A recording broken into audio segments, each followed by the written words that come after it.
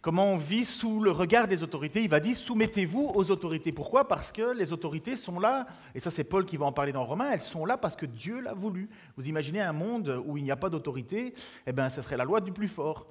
Alors, je serais peut-être plus fort que certains d'entre vous, mais moins fort que d'autres. Donc, je suis très content qu'il y a des lois qui nous calment les uns les autres, qui protègent les plus faibles et qui calment les plus forts. Et ces autorités qui ont été placées, c'est Dieu qui les a mis sur la terre, et il va dire que la justice a été placée sur la terre afin que le péché ne surabonde pas.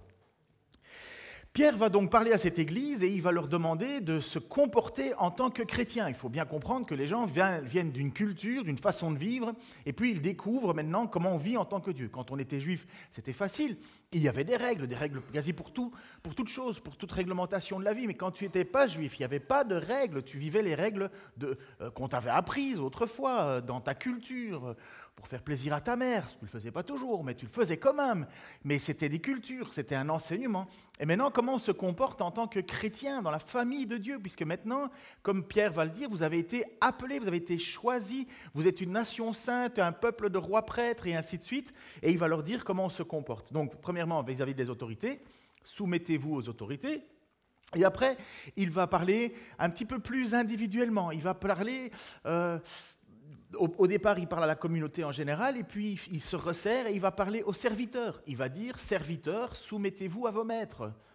Et c'est là où tout le monde va dire, oui, d'accord, mais pas le mien. Et Pierre va dire, oui, même s'ils sont durs, on se soumet à son serviteur. Et puis il va aller encore un petit peu plus profondément. Il va dire, maintenant, il va rentrer dans la sphère du couple.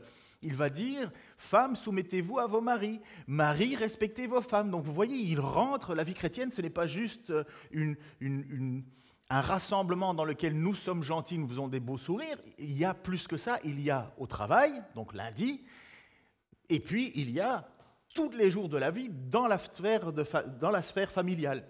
Il y a alors d'autres passages qui vont mettre aussi en avant la manière dont les enfants doivent se comporter aux parents et ainsi de suite. Et maintenant, Pierre, dans le texte qu'on a pour ce matin, dans 1 Pierre chapitre 3, versets 8 à 17, il revient maintenant sur l'ensemble de la communauté et il va nous dire ceci au verset 8. Enfin, pour revenir un petit peu à l'ensemble de la communauté, visez tous le même but, partagez vos peines, aimez-vous comme des frères et des sœurs, soyez bons, soyez humbles. Visez tous le même but. Qu'est-ce que ça veut dire?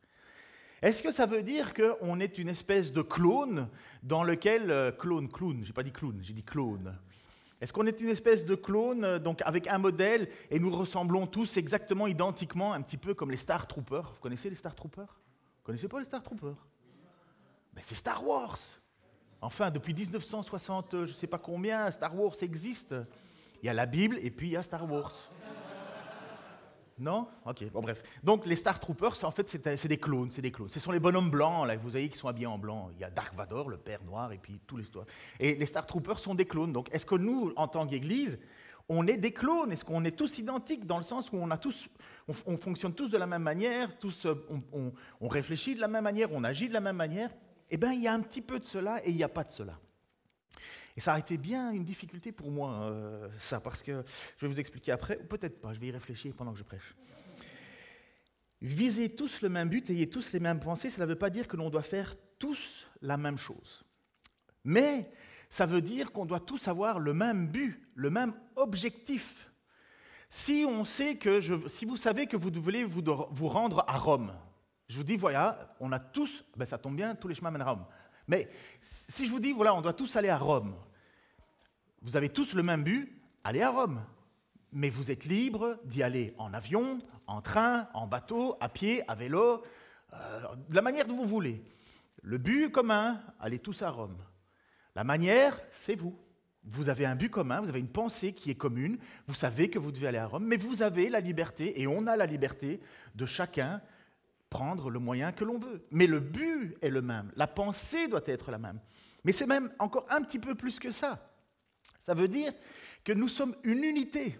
Et nous devons avoir dans cette unité, puisqu'on représente le corps de Christ, et donc Christ est la tête, nous devons aussi avoir une pensée pour nous ici, locale. Quel est le but local? Et c'est ce qu'on appelle dans beaucoup de milieux la vision d'église. J'ai toujours été un petit peu suspect avec l'idée d'une vision d'église, parce que pour moi, la vision d'église, elle est commune à toutes les églises. Et après, on peut avoir des spécificités. Mais quelle est la vision globale du chrétien, de l'Église, du monde, de ce que Dieu veut pour chacun d'entre nous? Eh bien, il le dit en Matthieu 18, c'est assez simple, Matthieu 28, pardon, 18 à 20, c'est Jésus qui va parler à ses apôtres et il va leur dire, « Alors Jésus s'approcha d'eux, leur parla ainsi, « J'ai reçu tout pouvoir dans le ciel et sur la terre, allez donc dans le monde entier, faites des disciples parmi tous les peuples, baptisez-les au nom du Père, du Fils et du Saint-Esprit, et apprenez-leur à obéir à tout ce que je vous ai prescrit, et voici, je suis moi-même avec vous chaque jour jusqu'à la fin du monde. » La manière, l'intensité, la mise en place des stratégies est libre à chacun, mais l'unité de pensée, elle est commune. Le but à atteindre, il est commun. C'est ça le but. Et voilà pour l'Église déjà ce que c'est qu'une même pensée. Avoir une même pensée. Pourquoi est-ce qu'on soutient des missionnaires? Parce qu'on a une même pensée. Il est dit, allez dans le monde entier, faites des nations. Ce n'est pas tout le monde qui est dans le monde entier. Mais on a des missionnaires qu'on soutient. Et eux, ils accomplissent un but. Et nous, parce que nous avons un même but, une même pensée, nous allons les aider pour accomplir cette œuvre. Même si nous n'y allons pas, nous avons ce but, cet objectif, que l'annonce soit faite ailleurs. Même chose, il est dit, faites des disciples. Qu'est-ce que c'est faire un disciple? C'est lui apprendre à vivre comme, la manière dont un chrétien vit. Et c'est pour ça qu'on fait des réunions de groupes de maison, c'est pour ça qu'on fait des études bibliques, c'est pour ça qu'on fait des choses ensemble. Pourquoi? Pour apprendre à être un disciple. Un disciple, c'est quelqu'un qui suit un maître. Et un disciple a besoin de savoir ce que le maître dit. Il a besoin de savoir ce que le maître veut pour pouvoir devenir un disciple. Sinon, on est des électrons libres qui faisons un peu chacun ce qu'il veut. Et donc ça, c'est encore un même but, une même pensée. On peut questionner ces choses-là. C'est pour ça que dans l'Église, il est donné des responsables, des enseignants, des docteurs, il est même dit. Pourquoi? Parce qu'on a besoin d'apprendre. Parfois, on a besoin... Moi, en tout cas, je sais que j'étais assez pénible. Enfin, moi, je trouvais ça génial, mais pas mes profs. Mais moi, j'avais toujours besoin de questionner mes profs. Donc à chaque fois qu'on me disait « est-ce qu'il y a une question ?», ma main était déjà debout. Même avant qu'ils posent la question, j'avais déjà posé la question. Parce que j'aime apprendre comme ça. Il y en a d'autres, eux, ils ne veulent pas poser de questions. En fait, si tu leur dis « est-ce que tu as quelque chose à dire ?», ils transpirent déjà énormément parce qu'ils ne veulent surtout pas parler. Mais le but est commun, on veut apprendre. Chacun à sa manière, mais on veut apprendre. Dans une église aussi, il faut comprendre que cette idée d'avoir un but et une pensée commune, c'est bien plus puissant que l'on imagine d'avoir simplement le même espoir, la même vision. Et je l'ai vécu plus d'une fois, et je peux vous assurer que c'est bien souvent un sujet de division dans une église. Bien souvent. Lorsque on doit avoir cette unité de pensée sur les projets, c'est bien. Et sur la discipline. Maintenant, les responsables dans une église, les anciens dans une église disent, voilà, à partir d'aujourd'hui, on vous demande de ne plus parler ou de fréquenter telle personne parce qu'elle est devenue une menace pour la communauté. Est-ce qu'on a encore une même pensée? Une unité de pensée? C'est pas facile ça. Je peux vous assurer que c'est dans ces moments-là que là on est alors un peu tiraillé. Mais quand les responsables vous disent voilà, on a remarqué qu'il fallait plus le faire, est-ce qu'on le fait? Je peux vous assurer que je l'ai vu à chaque fois, il y a des partis qui se font, il y a ceux qui prennent pour celui qui est mis sous discipline, et puis alors il y a ceux qui prennent parti pour ceux qui suivent les responsables, les anciens, dans l'Église. Et à chaque fois, bim, division, Église se sépare, ah, c'est pas normal, il est trop dur, ils sont trop durs, ils aussi, ça. L'autre se plaint, n'arrête pas de se plaindre et compagnie. Et là, on met à mal ce que l'Écriture nous appelle avoir une unité de pensée. Regardez, je sais que c'est évident, c'est pas évident parce que ça nous tiraille, ça vient nous pousser à devoir faire un changement de mentalité en disant oui, je me soumets aux responsables, je me soumets à ceux qui prennent une direction. C'est ça l'enseignement de la lettre de Pierre. Soumettez-vous aux autorités, femmes, soumettez-vous à vos maris, serviteurs, soumettez-vous à vos maîtres, et plus tard, il va nous dire soumettez-vous à vos responsables. Ça a toujours été la même chose. La vie chrétienne, c'est ça, c'est un changement de mentalité, un changement de maître. Je ne suis plus moi-même le maître, ce qui est un petit peu la raison de notre chute. Vous serez des dieux vous-même, vous connaîtrez vous-même le bien et le mal. Et le retour à Jésus-Christ, c'est se replacer sur la seigneurie de Christ, se replacer sur l'autorité de Christ. Et dans cette autorité, il a placé sur la terre l'Église, et dans l'Église, il a donné les uns comme apôtres, les autres comme prophètes, les autres comme pasteurs, enseignants, et ainsi de suite, et évangélistes, et ainsi de suite. Vous comprenez? Il a redonné un ordre. Mais dans cet ordre, ça ne peut fonctionner que si nous avons une même pensée, une même réflexion, un même but. Si vous receviez une lettre et que Dans cette lettre, comme Paul va le faire aux Corinthiens, il va écrire « Maintenant, ce que je vous ai écrit, c'est de ne pas avoir de relation avec quelqu'un qui, se nommant frère, est impudique ou cupide ou idolâtre ou outrageux ou ivrogne ou ravisseur, de ne même pas manger avec un tel homme. » Comment vous réagissez? Ça vient nous chercher, hein? Imagine-toi que c'est ton ami en plus. Imagine-toi que c'est ton ami dans l'église, quelqu'un avec qui tu passes des bons moments, mais tu sais qu'il y a quelque chose qui a été révélé, qui a été mis à jour, et c'est le moment de ne plus avoir de relation avec. Est-ce que tu obéis à ça? Ou est-ce que tu dis, moi j'ai juré dans l'amitié, ami pour toujours? Je vous assure que ce n'est pas évident. J'ai eu le coup. J'ai eu le coup dans notre église où j'étais pasteur pasteur en formation. Un des anciens, ça a éclaté au grand jour. Je ne donnerai pas de nom, je ne donnerai pas de lieu, afin de préserver l'intimité des gens, puis ce n'est pas le but de faire la chasse aux sorcières. On découvre qu'il trompe sa femme.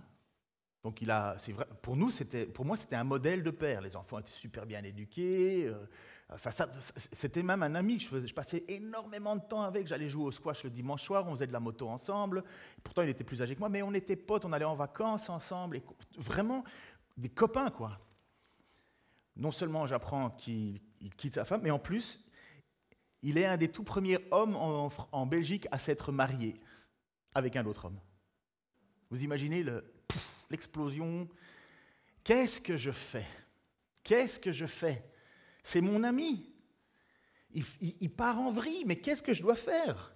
Et quand vous recevez une lettre comme ça, qui dit « Lorsque quelqu'un qui, tout en se nommant frère, est incupide, impudique, idolâtre, outrageux, ivrogne ou ravisseur, de ne même pas manger avec. » J'ai dû lui dire « Écoute, je t'aime énormément, tu es vraiment un ami, mais je vais d'abord obéir à Dieu. » Et ça tiraille à l'intérieur. Ça tiraille, hein. Mais c'est ça, avoir une unité de pensée. Mais quel est le but? Je vais aller peut-être un peu plus loin, ce n'était pas mon objectif de parler de ça, mais je sais que c'est prenant en général des situations pareilles. Pourquoi? Parce que Paul, quand il écrit ces choses, et là Pierre aussi, mais Paul va en plus en parler, il veut que la personne qui commette la faute soit honteux, se sente seul, se rende compte qu'il a été écarté du peuple, qu'il n'a plus de relation avec personne, dans le but de le faire réfléchir, dans le but que ça provoque quelque chose en lui en disant « Mince, j'ai tout perdu !» Ben oui, tu as tout perdu. Parce que l'Église, ce n'est pas n'importe quoi, c'est le peuple saint, une nation, une race élue, un peuple saint. Personne n'est parfait ici. Mais on ne peut pas être hypocrite. On ne peut pas être hypocrite. On ne peut pas à la fois vivre une vie comme ça et être au milieu des saints, au milieu de l'Église, en disant « Pas de problème, moi je suis chrétien, mais ça ne me dérange pas de tromper ma femme. Je suis chrétien, mais ça ne me dérange pas de me droguer. Je suis chrétien, mais ça ne me dérange pas d'être alcoolique. Je suis chrétien, mais ça ne me dérange pas de voler. » Vous comprenez? Là, il y a un moment où quand les choses sont mises à plat, ou quand, le pire, diviser l'Église, ou amener des autres enseignements, là, il y a un moment où il faut une unité de l'Église. Il faut que l'Église soit unie. Parfois, c'est difficile parce que ça nous tiraille profondément. Moi, je vous assure qu'avec mon ami, ça me tiraillait en me disant, et les questions que j'avais en moi, c'était mais qui va lui parler de l'Évangile? Non, il a besoin qu'on lui montre l'amour chrétien. Il a besoin d'une présence.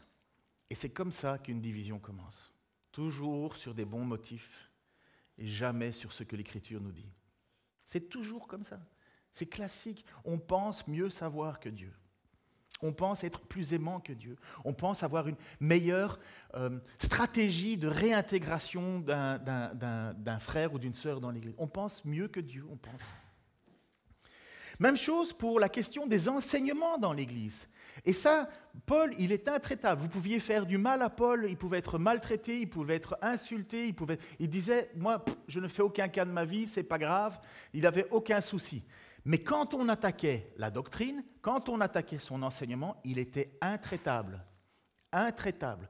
Pourquoi? Parce qu'il faut toujours défendre la doctrine. La première chose qui est attaquée dans l'Église, c'est l'enseignement. C'est la première chose que le diable a fait lui-même quand il est allé vers Ève. Dieu a-t-il vraiment dit? Dieu a-t-il vraiment dit? Est-ce que c'est vraiment ça? C'est pour ça que Paul, dans Galates, chapitre 1, versets 6 à 9, dans son introduction de la lettre, il va dire « Je m'étonne de la rapidité avec laquelle vous abandonnez celui qui vous a appelé par la grâce du Christ. » Quand il dit « celui qui vous a appelé », il parle de Paul lui-même. Il parle de l'enseignement de Paul. Il parle de son message. Je m'étonne de la rapidité avec laquelle vous abandonnez celui qui vous a appelé par la grâce du Christ pour vous tourner vers un autre message. Comme s'il pouvait y avoir un autre message. Non, il n'en existe pas d'autre, mais il y a des gens qui sèment le trouble parmi vous et qui veulent renverser le message de Christ. Eh bien, si quelqu'un, même nous, donc Paul il dit, si moi-même je viens avec un autre message, même nous, ou un ange du ciel, incroyable quand même. Moi, s'il y a un ange du ciel qui arrive, quand même un petit peu. Mais Paul dit, il monte en niveau en disant, il n'y a pas d'autre message. Vous annoncez un message différent que celui que nous vous avons annoncé, qu'il soit maudit. Maudit, ça veut dire anathème. Maudit, ça veut dire aucune relation. De la même manière que si cette personne qui se tout en se nommant chrétien fait ceci, cela, n'ayez pas de relation. Paul va dire, si quelqu'un enseigne autre chose, il va dire qu'il soit maudit. C'est dur ce qu'il dit. Je le répète et je le dis maintenant, si quelqu'un prêche un autre message que celui que vous avez reçu, que vous avez reçu, qu'il soit maudit. Mais pour ça, c'est possible que si on revient à ce que Pierre va nous dire, soyez unis d'une même pensée. Si on n'a pas cette même pensée, ça ne va pas aller. Et c'est le plus difficile pour nous. Mettez des gars, même des filles si vous voulez, mais à un comptoir de bar, à prendre un petit rouge ou un café, ce que vous voulez, et vous leur posez simplement cette question. Qui est arrivé en premier, l'œuf ou la poule? Eh bien, vous en avez pour des heures et des heures de discussion, je ne suis pas d'accord, blablabla, et puis ça part. Après ça, vous pouvez dire Le Pen ou Macron. Alors là, c'est tout le café qui explose. Pourquoi? Parce qu'on a tous un avis différent, oui ou non? Les brocolis, qui aime ça? Moi, j'adore les brocolis. Est-ce que quelqu'un n'aime pas les brocolis ici? Voilà. Et ça, c'est juste, vous comprenez, c'est ça l'idée d'avoir une même pensée. T'es le seul, je te signale. Puis t'as l'air un petit peu chétif, là, il faudrait manger des brocolis. C'est pas le coup de fer. Donc vous comprenez, c'est ça l'idée d'avoir une même pensée. On peut avoir des goûts différents, des façons de faire différentes, des manières d'agir différentes, mais on doit avoir une pensée qui est unique. C'est ça l'Église. Et l'Église, elle est attaquée souvent à partir de là. Et lorsqu'il y a de la persécution, comme ils vivent, quand Pierre écrit, vous imaginez comme il faut se soutenir les uns les autres? Il faut être proche, il faut avoir le même but. Et l'idée pour Pierre, c'est pourquoi on souffre? On va revenir tout de suite. Mais quand on souffre, il y a un moment, il faut se poser la question, pourquoi on souffre? Moi, des chrétiens qui me disent blablabla, je suis chrétien, je lis ma Bible tous les jours, je fais ceci, c'est bien. Mais moi, je dis attends, on va voir quand il va souffrir. On verra s'il est vraiment chrétien. Quand ça va être le moment de faire des choix. Ah, je ne vais peut-être pas me marier avec telle personne. Ah, je ne vais peut-être pas acheter ceci. Ah, je ne vais peut-être pas vivre comme ça. Ah, je ne vais pas tricher sur ci. Ou bien quand il risque de perdre son boulot parce qu'il va se retrouver à devoir choisir entre Christ et son identité de chrétien. Ou alors là, je dis là, on va voir si on a affaire à un vrai chrétien. C'est la parabole du bol du semeur. C'est les épreuves qui montrent si on est oui ou non dans la bonne terre. La semence, elle est parfaite. Ça va, je ne vous ai pas perdu? Parce que moi, je me suis complètement perdu moi-même. Alors, c'est bon. Donc, je reviens à l'Écriture. Pardon? Allez, on revient à Rome alors. Après avoir parlé de cette pensée unique, Pierre va nous encourager, une fois de plus, lorsque nous sommes attaqués. Verset 9, il va dire « Ne rendez pas le mal pour le mal, ni l'injure pour l'injure, répondez au contraire par la bénédiction, car c'est à cela que vous avez été appelés, afin de recevoir vous-même la bénédiction. » Alors pour un Taylor, je suis un Taylor, dynastie de bagarreurs, on était des bagarreurs, mon père était un bagarreur, voilà, bref, vous avez compris, tempérament de feu. Moi, j'ai toujours demandé à Dieu, pourquoi, Seigneur, tu ne m'as pas fait naître à l'époque du roi David? Ça m'aurait tellement fait plaisir de faire l'équipe des 300. Vous savez, il avait l'équipe des 30, des 300. Je ne me sens pas 30, il y a des gars plus forts que moi. Mais moi, j'aurais été tellement heureux. David dit, bon, on part à la guerre, on va couper des têtes. Dieu nous a dit qu'il fallait y aller. Allez, let's go. Et moi, je dirais à ma femme, désolé, je dois partir, c'est pour le Seigneur. Non, ne me quitte pas, pense aux enfants. Je dirais, Seigneur d'abord. C'est mon caractère, c'est comme ça. Donc là, l'Écriture, elle parle d'autre chose. L'Écriture vient nous rechercher plus profondément. Dans l'Ancien Testament, il y avait une règle, une loi qui s'appelait le lex talionis. Oui, vous avez déjà compris. Lex, ça veut dire quoi en latin? Lex, loi. Talionis, Voilà, vous parlez latin. Lex talionis, la loi du talion. Et la loi du talion, c'était une règle que Dieu avait imposée dans son peuple afin que lorsque l'on fait du mal à quelqu'un, on ne surenchérit pas dans le mal. Vous savez, une petite tape sur l'épaule et puis bouf, tu reçois une chaise en pleine figure. Ouais, c'est pas comme ça que Dieu voulait qu'on fonctionne. Et il avait donné une règle, la loi du talion. La loi du talion, c'est tu m'as fait mal à mon œil, je te fais mal à ton œil. Ça se trouve dans le livre de l'Exode, mais ça se retrouve aussi dans Deutéronome et dans Lévitique. Mais moi, je vous ai cité le passage de Exode 21, 23, 25. Il a dit, mais s'il y a un accident, tu donneras vie pour vie, œil pour œil, dent pour dent, main pour main, pied pour pied, brûlure pour brûlure, blessure pour blessure, meurtrissure pour meurtrissure. Donc c'est comme ça que Dieu avait demandé à son peuple de gérer la vengeance, de gérer le mal qui m'avait été fait. C'était un petit peu la jurisprudence. Tu m'as brisé un œil, maintenant à cause de toi, je peux plus vivre de la même manière. Eh ben, je vais pas te couper une main, mais je vais aussi te briser un œil.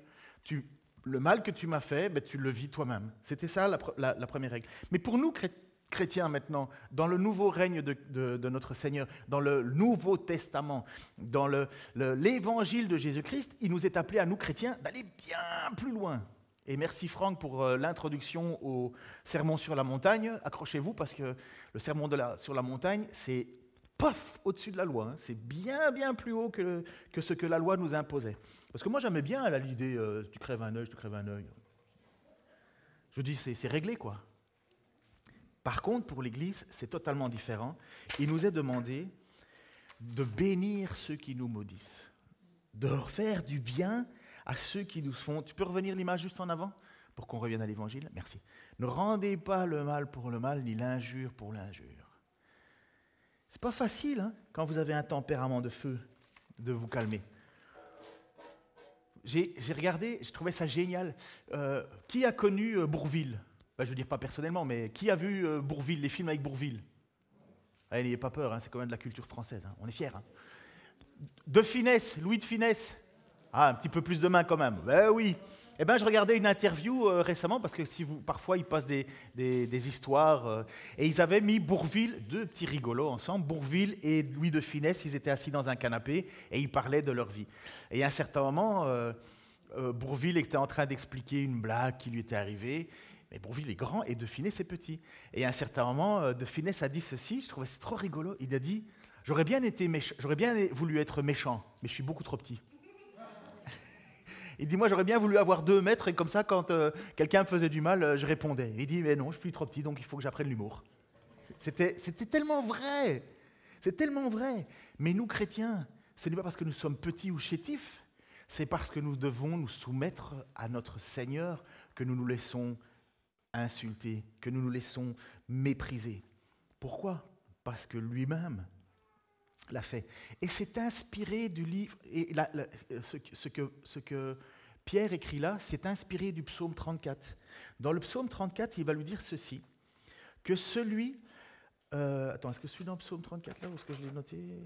Non, 1 Pierre 3, 10, 12.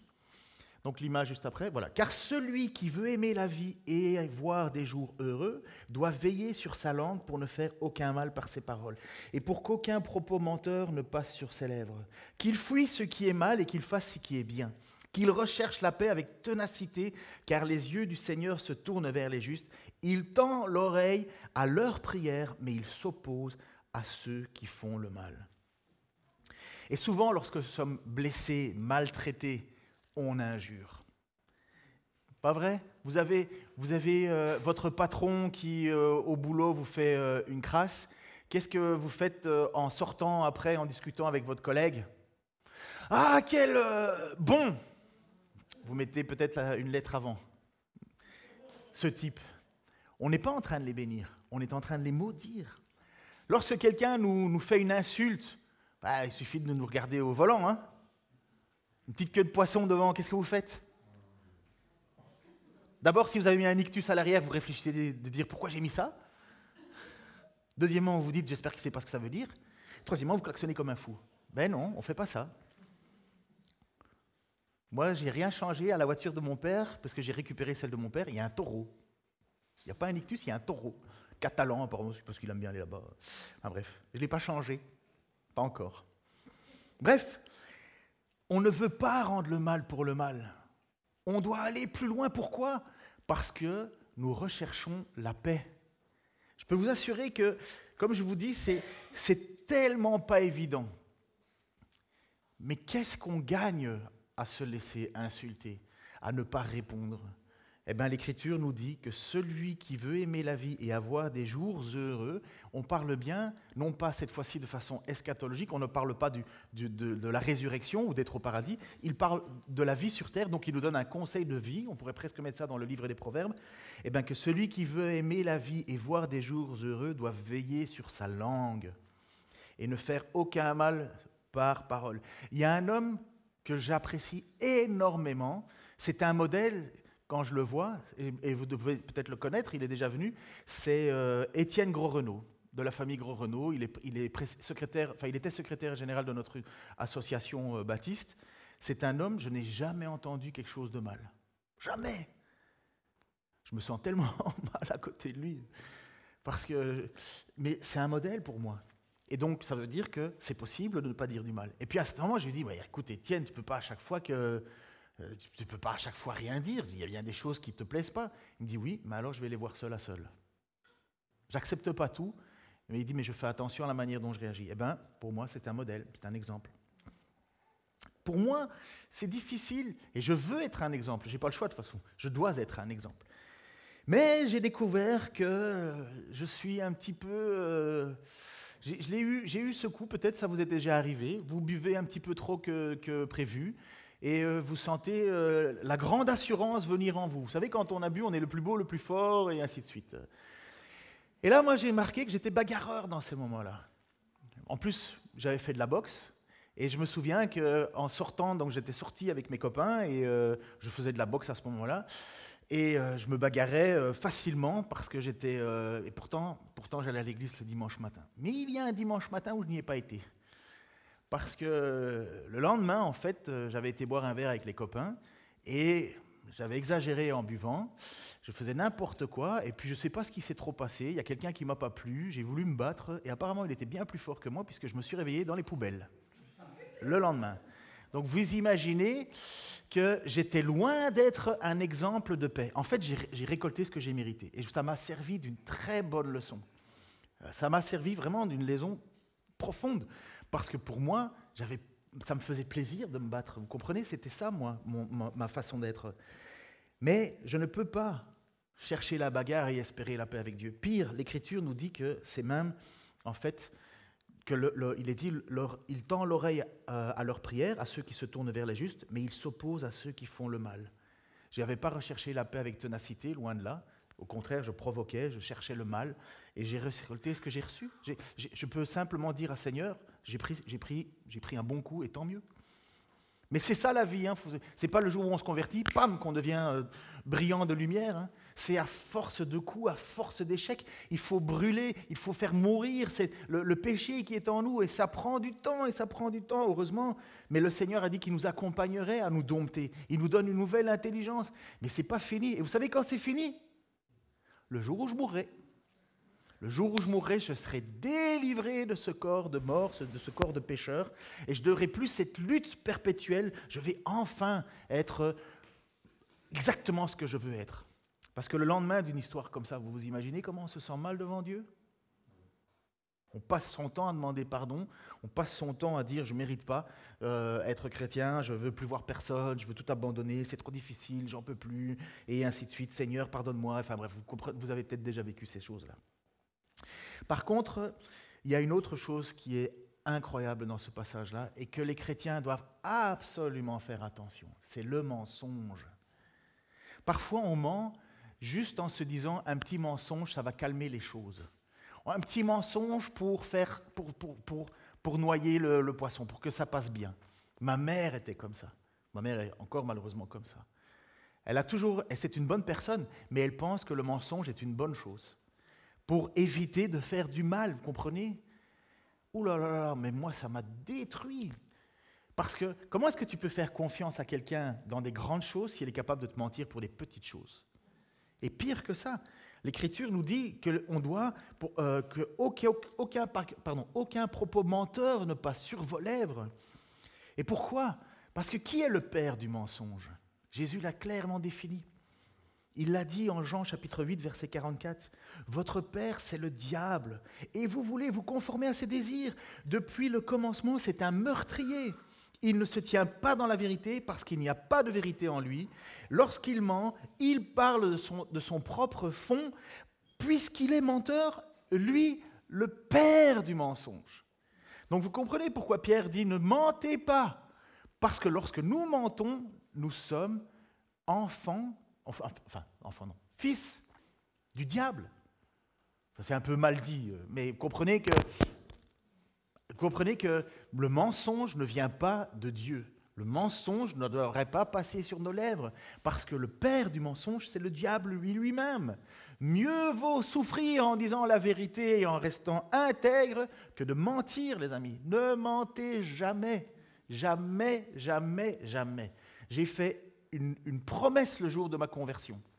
J'ai dit, Seigneur, je ne mentirai plus jamais. J'étais le menteur fini. Je les ai tous embrigadés. Même ma directrice d'école, elle était subjuguée par mes paroles. Je vais dire ça, mais parce que j'étais un tellement beau parleur. J'étais beau à l'époque.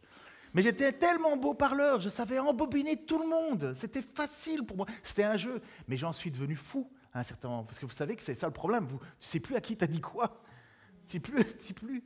Mais je vous assure que j'ai promis à Dieu, je ne mentirai plus jamais. J'ai eu des sueurs quand j'ai travaillé à la police et que j'avais racheté un jour des appareils photo volés. Je ne savais pas que c'était volé. J'ai téléphoné à la mécanographie, enfin bref, et j'ai découvert que les numéros de série étaient volés. Ah, je dis, ben non, je ne peux pas les garder, ils sont volés. Et il y a un de mes collègues qui me dit, oh, laisse tomber, il y a prescription. Je dis, non, je ne peux pas. Mais en faisant ça, ça voulait dire que j'allais devoir balancer celui qui me les avait volés, qui me les avait vendus. J'ai prié, Seigneur, je dis non, je vais pas mentir, je vais faire ce qu'il faut, Et puis finalement, toute l'histoire s'est résorbée. Le gars est venu, oui, on me les a volés, c'est vrai, nanana, mais finalement, j'ai été remboursé par l'assurance, et ici et ça. Je dis, ok, bon, c'est bon. Voilà. Mais j'avais été jusqu'au bout, quitte à payer le prix, mais je ne voulais pas mentir. Je ne veux plus mentir. Jurez-le devant Dieu, ne mentez plus. Nous sommes appelés à fuir le mal. Comme je vous l'ai dit, c'est difficile, ça va contre notre nature, mais c'est hyper important. Mais parce qu'on fuit le mal et parce qu'on veut faire le bien, Pierre nous dit ceci, versets 13-14, « D'ailleurs, qui vous fera du mal si vous vous appliquez avec zèle à faire ce qui est bien? Et même s'il vous arrivait de souffrir parce que vous faites ce qui est juste, vous seriez heureux. Ne craignez pas les hommes et ne vous laissez pas troubler. » Qui vous fera du mal si vous vous appliquez avec zèle à faire du bien? C'est vrai en général, ce n'est pas une loi absolue, mais c'est vrai en général. Lorsque l'on fait du bien, eh ben, on ne reçoit pas du mal en retour. En fait, on aime les gens qui font du bien. Même des personnes qui n'ont pas une bonne réputation, parfois on peut les apprécier parce qu'ils font du bien. Ces fameux tueurs en série qu'on découvre, et puis alors les voisins disent « Mais enfin, c'était un homme de bien, toujours gentil, m'aidait, il était souriant, il disait bonjour. » Vous voyez, ça,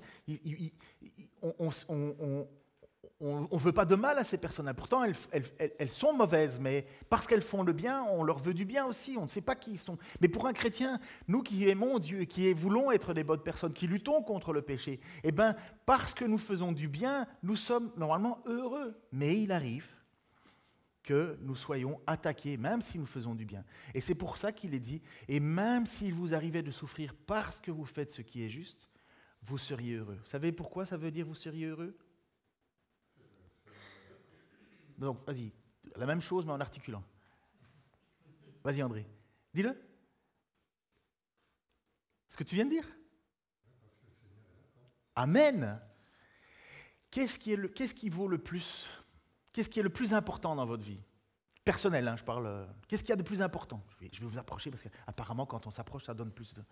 Qu'est-ce qui est le plus important au fond de toi-même? Lorsque tu fermes les yeux, que tu t'endors, qu'est-ce qui est le plus important? Qu'est-ce qui n'a pas de prix? Toi aussi, Bruno. Qu'est-ce qui n'a pas de prix? votre bonne conscience. Combien ça vaut avoir la conscience pure? Combien coûte le prix d'une bonne conscience? C'est inestimable. Inestimable. Et c'est pour ça qu'il est dit, justement, ne craignez pas les hommes. Parce que les hommes ne peuvent rien faire. Mais si vous avez bonne conscience, alors là, vous avez un sommeil tranquille. Enfin, on peut avoir un sommeil agité pour bien des choses, mais quand vous avez bonne conscience, et c'est ça que Pierre veut nous faire comprendre en tant que chrétiens. Ne soyez pas divisés, n'ayez pas de dualité. Vivez ce que vous devez vivre, et même si vous fallait souffrir pour ce que vous voulez vivre, vous aurez une bonne conscience. Vous ne serez pas troublés. Il est dit, et quand bien même, s'il vous arrivait de souffrir parce que vous faites ce qui est juste, vous seriez heureux. Heureux, c'est quoi être heureux? Une âme en paix, une bonne conscience. Je continue pour aller vite et pour que vous puissiez profiter de cet après-midi. 1 Pierre 15, 17, reconnaissez dans votre cœur le Seigneur, c'est-à-dire le Christ, comme le Saint. Si l'on vous demande de justifier votre espérance, soyez toujours prêts à la défendre avec humilité et respect et veillez à garder votre conscience pure. Ainsi, ceux qui disent du mal de votre bonne conduite qui découle de votre consécration au Christ auront à rougir de leur calomnie. J'aurais la possibilité de dire beaucoup de choses là-dessus, mais je veux me concentrer juste sur un point. Regardez, moi, je vous ai déjà dit que ma vision de l'évangélisation, c'est que pour moi, nous ne sommes pas tous appelés à évangéliser. Je veux dire, il n'est pas dans les Écritures, il n'est pas marqué à la fin du texte, et allez, sortez, évangéliser, tiens, vous n'avez pas assez évangélisé, pourquoi n'évangélisez pas, vous évangélisez mal, il n'y a pas tout ça. Par contre, je sais que notre nature de chrétien est un moyen d'évangélisation. Notre façon de résister à la difficulté est un moyen d'évangélisation. Notre manière de nous comporter, de nous soumettre aux autorités, de nous soumettre dans le couple, les enfants, de nous soumettre aux autorités, de nous soumettre à notre patron, ça, c'est des moyens d'évangélisation profonds. Puisque Pierre va dire à une femme, soumettez-vous à vos maris, femme, soumettez-vous à vos maris, et s'il n'est pas chrétien, ils pourront le gagner sans parole. Sans parole, ça veut dire que ce n'est pas de l'évangélisation. Ça veut dire que ce qui va toucher ce non-croyant, cet homme, c'est de voir sa femme agir comme une chrétienne. Parce que le pire, c'est d'avoir des paroles et d'agir complètement à l'inverse. Mais l'évangélisation, c'est un message. Il faut annoncer l'évangile. Il faut annoncer le plan du salut. Mais pour moi, voilà, on est dans le cœur même de ce qu'est l'évangélisation, telle que je la crois. Et je ne suis pas le seul, hein, loin de là. Hein. Mais c'est aussi... Si l'on vous demande de justifier votre espérance, soyez toujours prêts à la défendre. Pour moi, c'est ça l'évangélisation. D'abord, tu vis comme un chrétien, et puis tu parles à ceux qui te demandent, à moins d'être évangéliste, à moins que Dieu t'ait donné le don d'être évangéliste. Mais si on te demande pourquoi tu vis différemment, pourquoi tu te laisses insulter, pourquoi tu te laisses maltraiter, pourquoi tu t'imposes des règles, eh bien, tu défends ton espérance. C'est quoi ton espérance ? Quelle est ton espérance? Et ça, quand les gens me disent « moi je ne sais pas évangéliser », je me dis « alors comment tu t'es converti ?» Franchement, je ne sais pas évangéliser. Qu'est-ce que ça veut dire comme réponse à 2 balles? Si tu ne sais pas évangéliser, tu ne sais pas pourquoi tu es converti. C'est sérieux, oui ou non? Si je vous dis « tu sais conduire », non, mais pourquoi tu as acheté une bagnole? C'est la même chose. Enfin bref, mais c'est quoi ton espérance? L'espérance, c'est parce que nous avons placé notre foi en Dieu. Et on va prendre 2 textes, je me dépêche, 2 textes, un dans l'Ancien Testament qui nous montre ce que c'est que l'espérance, et un texte dans le Nouveau Testament qui nous montre ce que l'espérance. Et c'est ce que vous devriez être toujours prêts à défendre lorsqu'on vous demande pourquoi vous agissez différemment des autres. Premier texte se trouve dans le psaume 33, versets 12 à 22. Heureux la nation dont l'Éternel est le Dieu, heureux le peuple qu'il choisit comme son héritage. L'Éternel regarde du haut du ciel, il voit tous les hommes. Du lieu où il habite, il observe tous les habitants de la terre. Lui qui a façonné le cœur à tous, il est attentif à toutes leurs actions. Ce n'est pas une grande armée qui sauve le roi, ce n'est pas sa grande force qui délivre le guerrier. Le cheval est impuissant pour assurer le salut et toute sa vigueur est incapable de procurer la délivrance. Mais le regard de l'Éternel est sur ceux qui le craignent, sur ceux qui espèrent en sa bonté, afin de les délivrer de la mort et de les faire vivre, même au temps de famine. Nous espérons en l'Éternel. Notre secours et notre bouclier, c'est lui. Oui, c'est en lui que notre cœur se réjouit. Et c'est en son sein que nous avons confiance. L'Éternel, que ta grâce soit sur nous lorsque nous espérons en toi. Voilà déjà l'espérance d'un homme de Dieu, quelqu'un qui a le cœur selon Dieu et qui est capable de demander « Mais pourquoi est-ce que tu obéis à Dieu ?» Mais il dit « Parce que c'est tout mon espoir, Dieu. C'est tout mon espoir. » Dans le Nouveau Testament, il nous est fait cette notion dans Tite, chapitre 2, versets 10 à 14. « Car la grâce de Dieu, source de salut pour tous les hommes, a été manifestée. Elle nous enseigne à renoncer à l'impiété et aux convoitises mondaines et à vivre dans le siècle présent selon la sagesse, la justice et la piété, en attendant la bienheureuse espérance et la manifestation de la gloire du grand Dieu et de notre Sauveur Jésus-Christ, qui s'est donné lui-même pour nous, afin de nous racheter de toute iniquité et de se faire un peuple qui lui appartienne, purifié par lui et zélé pour les bonnes œuvres. » Et c'est quoi notre espérance? Le retour de Christ. Et qu'est-ce qu'on fait en attendant? On est zélé pour lui, on fait des bonnes œuvres pour lui, on le sert et on essaie et on lutte contre notre péché. Pourquoi? Parce qu'il nous a délivrés de tout ça. Oui, c'est une attitude de soumission aux autorités. C'est la manière dont nous nous comportons au travail. C'est la manière dont nous vivons notre vie dans notre famille. C'est la manière dont nous gérons les insultes, les persécutions en tout genre. Voilà ce qui démontre la véritable foi. Voilà ce qui démontre la véritable relation avec Dieu. C'est la manière dont tu fais preuve de respect et d'humilité quand tu parles de ta foi à un non-croyant. Ce n'est pas parce que tu vas aller avec des pancartes en disant que l'euthanasie est mauvais et que l'avortement est mauvais, c'est parce que tu vas crier devant, que l'on va voir l'amour de Dieu. Le jugement, il est là pour tout le monde. Tout le monde va être jugé. Mais ils ont besoin, et le peuple a besoin de voir ce que Christ est venu faire. Et quand Christ est venu, il n'a pas distribué des claques. Il n'a pas distribué une seule claque. Il était fâché, très fâché. Mais il n'a rendu aucun coup pour coup. Il a été humilié, maltraité, on lui a craché dessus. C'est le Dieu 3 fois saint. Lorsqu'on l'a arrêté à Gethsémani, on lui a demandé « Est-ce que tu es Jésus-Christ ?» Il a dit « C'est moi ». Paf, tout le monde est tombé sur le dos. Il avait la force d'écraser tout le monde. Il ne l'a pas fait parce qu'il voulait nous sauver. Parce qu'il voulait qu'on découvre qui est véritablement Dieu. Et toi, quand tu es attaqué, est-ce que tu as besoin de manifester ta justice ? Ou bien est-ce que tu as besoin de manifester la même grâce que Dieu te fait à d'autres? C'est ça être un témoin. C'est ça être un chrétien. C'est ça l'évangélisation. C'est ça ce que Pierre écrit à ces gens-là qui sont dans le tourment, qui sont dans le creuset. Il est en train de dire, là on est en train de voir que vous êtes des vrais chrétiens. Mais qu'est-ce que pensent tes voisins de toi? Ça dit si tu es chrétien. Qu'est-ce que pensent? Soyez en paix avec tout le monde pour autant que ça dépend de vous. Qu'est-ce que pense ton patron de toi? Qu'est-ce que pense ta famille de toi? Mais c'est là, et je vous le dis, je ne suis pas malheureux, hein, mais je dois lutter, mais parce que c'est ça mon véritable baromètre. C'est ça mon véritable baromètre de savoir si oui ou non je suis dans la volonté de Dieu, si j'accepte ce qu'il est en train de dire dans l'Écriture. Je termine. J'ai dit combien de fois je termine? Ceux qui spotent? Une fois, 2 fois? Ah non, j'ai dit je ne serai pas long. Je termine.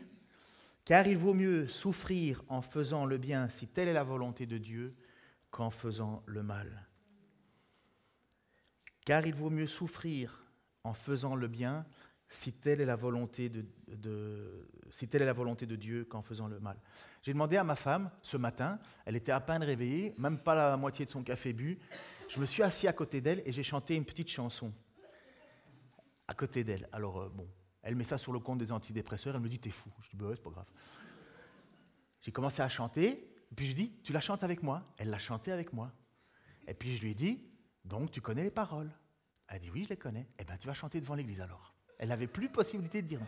Alors, c'est ça. Vous imaginez quel clown elle vit. Hein. Non, attendez, applaudissez après, vous allez voir. Tout travail mérite salaire. Oula. Mais c'est parce que ces paroles, et vous le connaissez, ces paroles, pour moi, elles illustrent clairement ce que c'est que d'être chrétien au milieu de la tourmente, au milieu de tout ce que tu traverses, de tout ce que tu vis. C'est chanter a cappella, vous pouvez chanter a cappella, c'est pour ça que j'ai mis Yann, sinon vous ne chanterez pas trop cappella. Vas-y Yann. Jésus est au milieu de nous, son regard baisse sur nous, sa douce voix l'entendez-vous, je veux vous bénir tous, je veux vous bénir tous, sa douce voix l'entendez-vous, je veux vous bénir tous. Jésus est au milieu de nous, son regard s'abaisse sur nous, sa douce voix l'entendez-vous, je veux vous sauver tous, je veux vous sauver tous, sa douce voix l'entendez-vous, je veux vous sauver tous.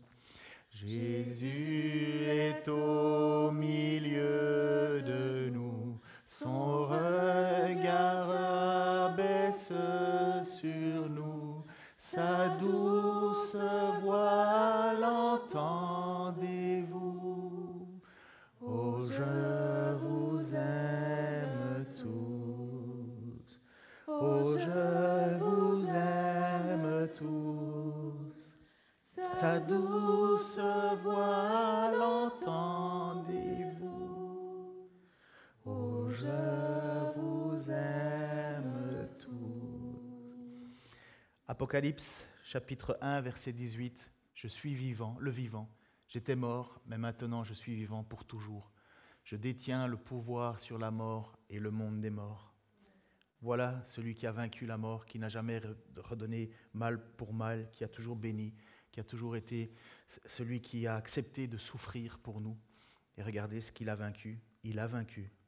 Il est dit, je suis le vivant, j'étais mort, mais maintenant je suis vivant pour toujours. C'est ce qui nous est promis à nous aussi. C'est notre espérance. Seigneur, tu es le Dieu, que le groupe de louanges s'approche. Seigneur, tu es le Dieu de toute éternité, le Dieu trois fois saint. Oh Seigneur, lorsque je pense à ma vie, Seigneur, et à ce que j'étais, je ne peux que te dire merci. Nous l'avons lu, Seigneur, dans Éphésiens. Nous célébrons la gloire de ta grâce. Nous célébrons, Seigneur, l'amour que tu nous as manifesté à nous qui étions étrangers de toi, Seigneur, loin de toi, condamnés, Seigneur, loin des promesses. Nous ne faisions même pas partie de ton peuple d'autrefois. Mais tu as daigné poser ton regard sur nous. Et tu continues à le faire. Je te prie pour ceux qui luttent. Pour ceux qui luttent, Seigneur, avec le péché, qui s'accrochent si facilement à nous, qui nous empêchent de courir pleinement cette course. Aide mes frères, aide mes sœurs. Nous savons que par ton esprit, nous pouvons avoir la victoire, parce que cet esprit, c'est vrai que c'est une puissance pour nous rendre purs.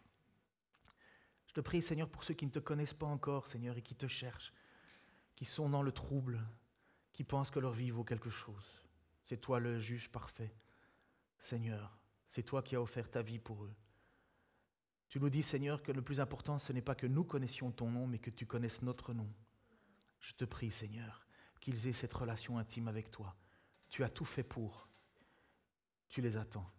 Je te prie, Seigneur, pour ceux qui sont rétrogrades, qui écoutent aujourd'hui l'Église par Internet et qui s'imaginent que cela suffit. Comment peuvent-ils manifester l'amour aux frères et sœurs en faisant cela? Seigneur, qu'ils reviennent à toi, qu'ils reviennent dans ton Église, qui est imparfaite sur terre, mais parfaite à tes yeux. Merci, Seigneur, pour cet amour que tu continues à déverser et que tu continueras à déverser encore jusqu'à ton retour. Après quoi, il sera trop tard. Au nom de Jésus-Christ. Amen.